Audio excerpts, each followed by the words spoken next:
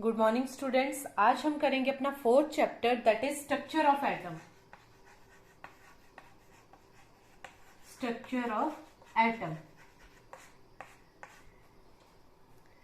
So first model is proposed by J Thompson.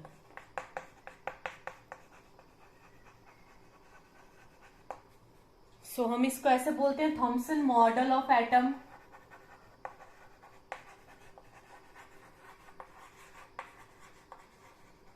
Thompson model of atom. इससे पहले Dalton आए थे। Dalton ने क्या बोला था? Atom is indivisible. Atom is indivisible means इसके फर्दर पार्ट्स नहीं किए जा सकते। ठीक है। फिर जे थॉमसन आए, इन्होंने बताया atom is further divided into electron, proton and neutrons. ठीक है। सो जे थॉमसन ने क्या बोला? आपका जो एटम है, उन्होंने इसको पूरे एक स्फीयर के अकॉर्डिंग माना। उन्होंने बोला कि एटम स्फीयर की तरह है और ये क्या है? पॉजिटिव चार्ज है। पॉजिटिव चार्ज पूरे के पूरे स्फीयर में फैला हुआ है। ये आपका क्या है? Positive charge. और इसके बीच में क्या है? इलेक्ट्रॉन्स। इसके बीच में क्या है? इलेक्ट्रॉन्स। इस मॉडल को हम और बोलते हैं वाटरमेलन मॉडल और रेजिन पुडिंग मॉडल।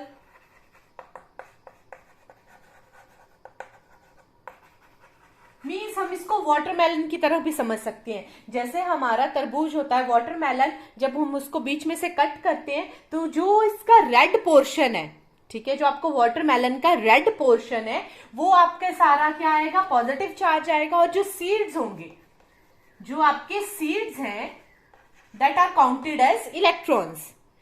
पूरा का पूरा जो आपका एटम है वो एक स्फीयर की तरह उन्होंने माना। और जो आपका वाटरमेलन है, उसमें जो रेड पोर्शन है, सारा का सारा रेड पोर्शन, उसको उन्होंने क्या बोला? That is positive charge. ठीक है। उसको उन्होंने प्रोटॉन की तरह माना। और जो उसमें सीड्स हैं, उन्होंने बोला इलेक्ट्रॉन इसके अंदर एम्बेडेड है, मीन्स इलेक्ट्रॉन इसके अंदर प्रेजेंट है।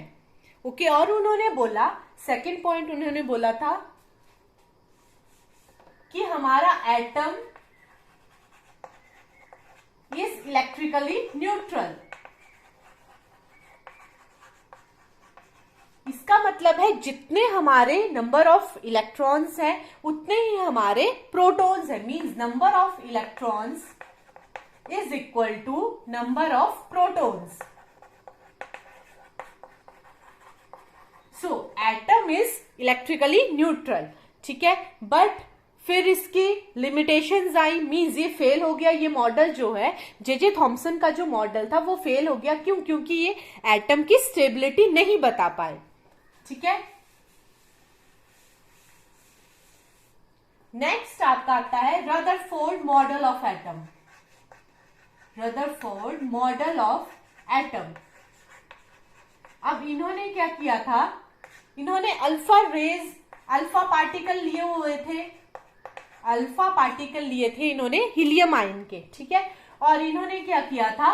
गोल्ड एटम लिया हुआ था। गोल्ड इन्होंने क्यों लिया था? क्योंकि ये हाईली डक्टाइल होता है। डक्टाइल्स मीन हम इसकी लंबी लंबी वायर्स बना सकते हैं। सो इन्होंने ये क्या लिए थे? गोल्ड के एटम्स लिए हुए थे ऐसे। अब इन्होंने क्या किया? अल्फा रेस पार्टिकल को यहां से गोल्ड के एटम के ऊपर छोड़ा। और जब इन्होंने ये particles, alpha ray particle, gold atom के ऊपर हिट हुए, these are gold atom, atom of gold. ये क्या है? Atom of gold. तो इन्होंने पाया कुछ अल्फा पार्टिकल्स जो थे वो एटम से क्रॉस कर जा रहे थे। Most of the alpha particle crosses atom of gold, ऐसे क्रॉस कर जा रहे थे। कुछ अल्फा पार्टिकल्स क्या थे? डिफ्लेक्ट हो रहे थे। ठीक है। कुछ अल्फा पार्टिकल्स क्या कर रहे थे? डिफ्लेक्ट कर रहे थे। ओके। और कुछ अल्फा पार्टिकल्स क्या कर रहे थे? लार्ज एंगल पे जाके डिफ्लेक्ट हो रहे थे। अब यहां से मान लीजिए 20,000 अल्फा पार्टिकल्स में से एक अल्फा पार्टिकल वापस आ रहा था। मींस यहां बीच में कोई ना कोई चीज है जो हिट करके आपका अल्फा पार्टिकल वापस आ रहा है, मींस अंदर यहां इसको उन्होंने क्या बोला था बाद में, न्यूक्लियस। मींस यहां अल्फा पार्टिकल जब आपका हिट कर रहा है, बाउंस बैक हो रहा है, मींस वापस आ रहा है, मींस अंदर कुछ ना कुछ है, तभी ये वापस आ रहे हैं। अब उन्होंने क्या बोला कि आपके कुछ अल्फा पार्टिकल उन्होंने पाया कि लार्ज एंगल से डिफ्लेक्ट हो रहे थे। क्या हो रहे थे? लार्ज एंगल से डिफ्लेक्ट हो रहे थे, मींस अंदर कुछ ना कुछ पार्टिकल है। अब उन्होंने बोला कि मोस्ट ऑफ द अल्फा, अब क्या हो रहा है कि आपके जो अल्फा पार्टिकल्स हैं वो most of the alpha particles क्या हो रहे थे, स्ट्रेट चले जा रहे थे। आपके जो गोल्ड का एटम था उसमें से आपके most of the alpha particles straight चले जा रहे थे, means most of the part of the atom is empty. बहुत जगह इसमें क्या है, खाली है। और उन्होंने बोला कि बहुत थोड़े पार्टिकल्स हैं जो वापस आ रहे हैं, मींस अंदर कुछ ना कुछ पार्टिकल है। उसको उन्होंने बोला कि वो क्या है, बहुत छोटा सा स्पेस घेर रहा है, ठीक है। और कुछ क्या है जो डिफ्लेक्ट हो रहे हैं 180 डिग्री से। आपके जो अल्फा पार्टिकल है वो किससे डिफ्लेक्ट हो जा रहे हैं, 180 डिग्री से। सो उन्होंने बोला, इसको उन्होंने नाम दिया न्यूक्लियस। सो रदरफोर्ड मॉडल जो है, रदरफोर्ड ने डिस्कवरी ऑफ न्यूक्लियस में हेल्प की थी, ठीक है।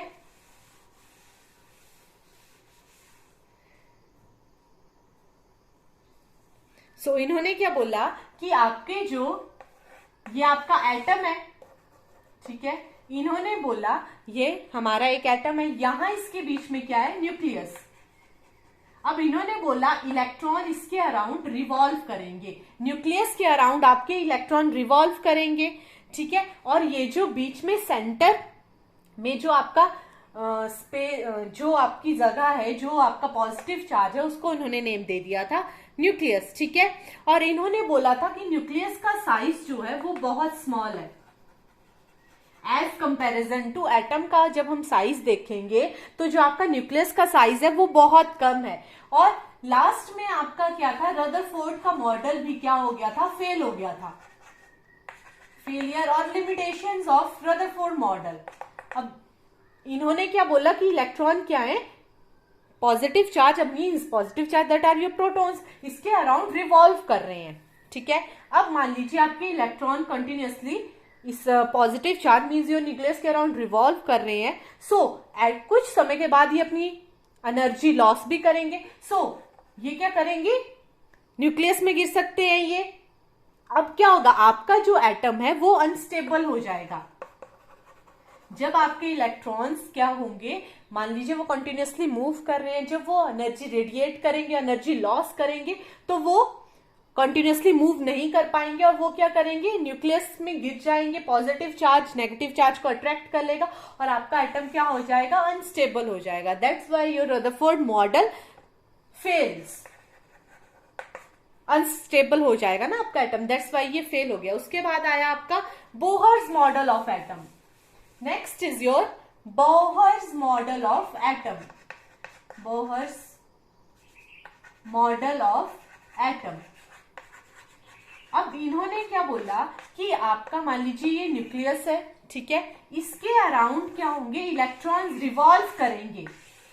पर इन्होंने क्या बोला, ये स्पेसिफिक शेल और ऑर्बिट में ही रिवॉल्व करेंगे, ठीक है। और इन्होंने क्या किया, जैसे ये आपका फर्स्ट शेल और फर्स्ट ऑर्बिट है, इन्होंने इसको नेम दिया KN1 फर्स्ट ऑर्बिट और फर्स्ट शेल ऑर्बिट और शेल,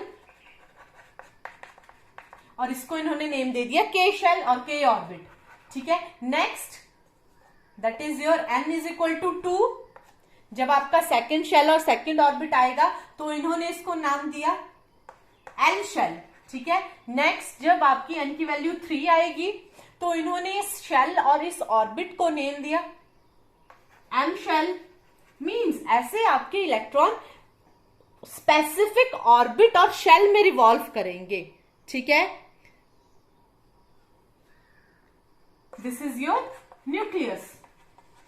और ऐसे ही N इज इक्वल टू 4, जब आपकी N की वैल्यू 4 होगी, मींस फोर्थ शेल में जब आपका इलेक्ट्रॉन, फोर्थ शेल और फोर्थ ऑर्बिट में जब आपका इलेक्ट्रॉन होगा तो इन्होंने इसको नेम दिया N शेल, ठीक है। अब ये जो इलेक्ट्रॉन यहाँ रिवॉल्व करेंगे ये एनर्जी रेडिएट नहीं करेंगे, ठीक है, ये कंटिन्यूअसली मूव करेंगे while revolving in discrete orbits the electrons do not radiate energy, ठीक है, that is your Bohr's model of atom. Okay.